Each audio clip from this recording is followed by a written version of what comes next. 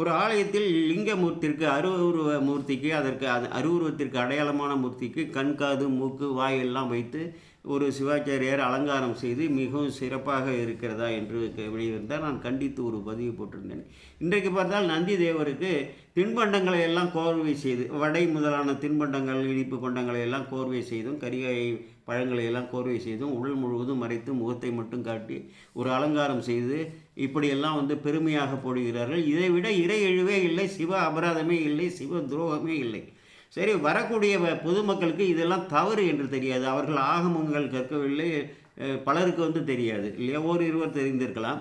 அங்கே பூஜை செய்தவர்கள், ஆகமங்களை எல்லாம் பயிற்சி எடுத்தவர்கள், கற்றவர்கள், அலங்காரத்திற்கு மலர்களை தவிர எதையும் உபயோகப்படுத்தக்கூடாது என்ற ஒரு அடிப்படை அறிவு இல்லாமலாக இருக்கிறீர்கள். இந்த பாவமெல்லாம் யாருக்கு சேரும்? அது இறைவனுக்கு எதிராக இழைக்கக்கூடிய கொடும்பாவங்களுக்கான தண்டனைகள்லாம் யாருக்கு சேரும்? கொஞ்சம் கூட அச்சமே இல்லையா? இது நீங்களும் என்ன செய்வது? கொண்டக்கடலையே நீங்கள் ஞானாசிரியருக்கு, அந்த ஞானமூர்த்தியான தட்சிணாமூர்த்திக்கே போடக்கூடியவர்களை நான் எப்படி திருத்துவது? பெரியோர்கள் எல்லாம் திருத்த அந்த வம்சத்தில் அற்று போய்விட்டார்களே, நன்னெறிப்படுத்த வேண்டாமா மற்றவர்கள் தவறு செய்தால்?